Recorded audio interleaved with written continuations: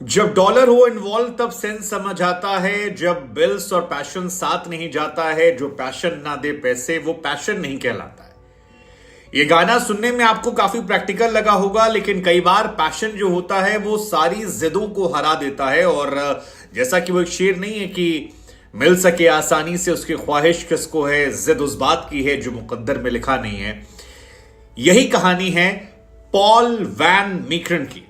वो खिलाड़ी जिसने बांग्लादेश को घुटनों पर ला दिया, जिसने बांग्ला का टाइगर निकाल दिया, क्योंकि आज बांग्ला का टाइगर भी रो रहा है। बांग्लादेशी फैंस जो हैं वो भावुक हैं। आज कई घरों में बांग्लादेश में खाने नहीं बन रहे होंगे, फैंस भावुक हैं, आंखों से आंसू निकल रहे हैं। स्टेडियम से जो लोग हैं वो छोड़ छोड़कर जा रहे थे। और बांग्लादेश क्रिकेट हिस्ट्री में आई थिंक ये सबसे ज्यादा डिसअपॉइंटिंग दिन है, क्योंकि इस दिन बांग्लादेश न सिर्फ मैच हारी है बल्कि वर्ल्ड कप से भी बाहर हुई है। और बाहर होने का जो तरीका था वो बहुत बहुत बहुत शर्मनाक, पेनफुल, या कहें कि चुल्लू भर पानी में डूब मरने वाला था।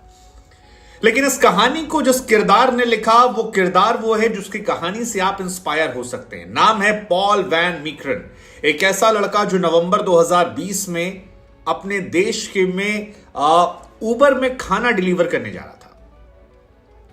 ये आज की कहानी, उबर में खाना डिलीवर करने जा रहा था और वही लड़का बांग्लादेश के खिलाफ, बांग्लादेश के सामने मैन ऑफ द मैच बनने वाले पॉल वैन की कहानी बहुत बहुत बहुत इंस्पायरिंग है। और ये किसी फिल्मी कहानी की तरह नहीं, ये रियल कहानी है जिससे आप सीधे तौर पर इंस्पिरेशन ले सकते हैं। कहानी ये कि मैन ऑफ द मैच तो याद बने, लेकिन इनकी संघर्ष की रात जो थी वो बहुत बड़ी थी।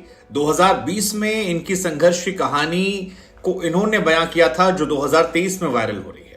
हुआ कुछ यूं था कि ESPN क्रिकेट इन्फो ने एक ट्वीट डाला कोविड के टाइम में कि आज T20 वर्ल्ड कप होना था और फाइनल जो था वो MCG में आज के दिन होना था।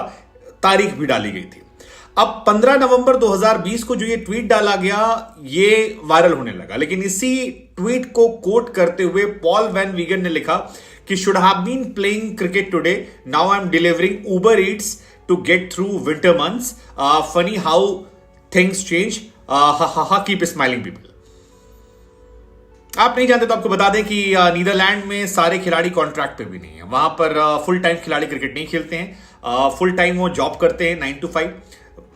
नॉर्मल डेज में इंडोर प्रैक्टिस करते हैं और वीकेंड में वो आउटडोर प्रैक्टिस करते हैं। और इन्हीं में से पॉल वैन थे जिनकी कोविड के टाइम में कोई नौकरी नहीं दिख रही थी, तो इन्होंने डिलीवरी का काम शुरू कर दिया था। उबर में खाना डिलीवर करते थे और उस दिन इनका यह पोस्ट था कि आज मैं क्रिकेट खेल रहा होता लेकिन कोविड की वजह से मैं खाना डिलीवर कर रहा हूं। जिंदगी कितनी अजीब है, लेकिन कीप स्माइलिंग। और अब वो मैन ऑफ द मैच बने।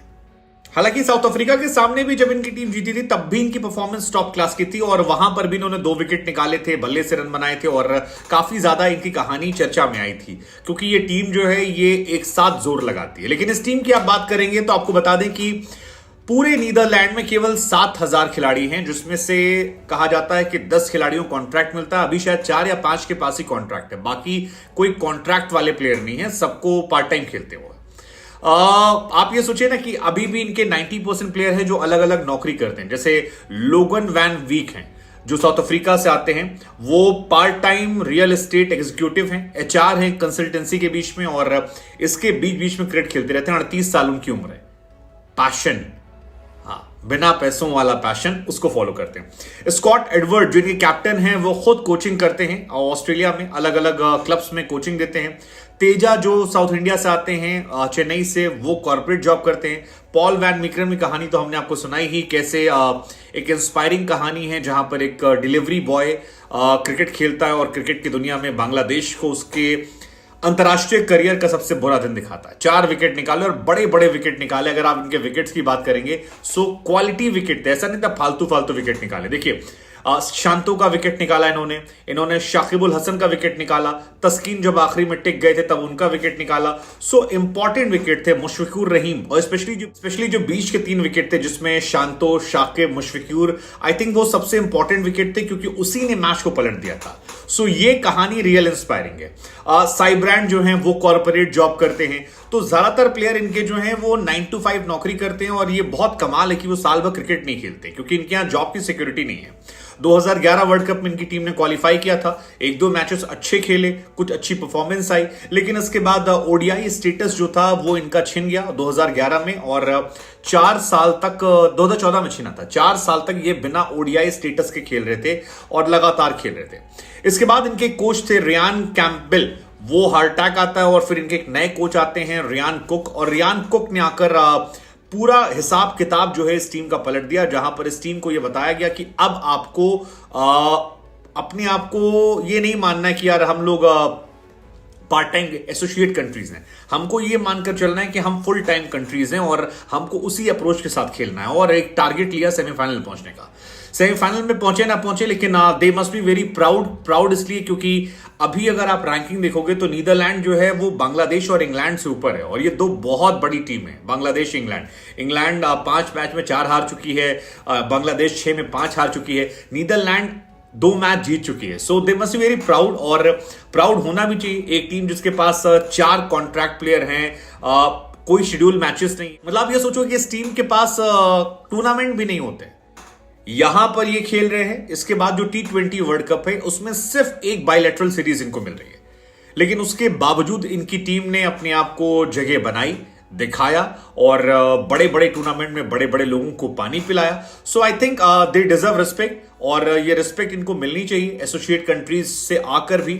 और पॉल वैन मिकेन की कहानी हो या बाकी जिनकी कहानियां हो, जो 38 साल के साउथ अफ्रीकन प्लेयर हैं जो जबरदस्त खेलते हैं, आई बिलीव ये सारे प्लेयर वो हैं जो जबरदस्त प्लेयर हैं, जज्बा वाले हैं, और जज्बा जुनून ही इनको सर्वाइव कराता है। वैन वीक की कहानी देख लीजिए, वैन वीक 38 साल के हैं और वो भी 33 साल के हैं, वो भी जबरदस्त प्लेयर हैं। और भी कई प्लेयर के जो साउथ अफ्रीका से आए, खेले, जबरदस्त परफॉर्म करते हैं।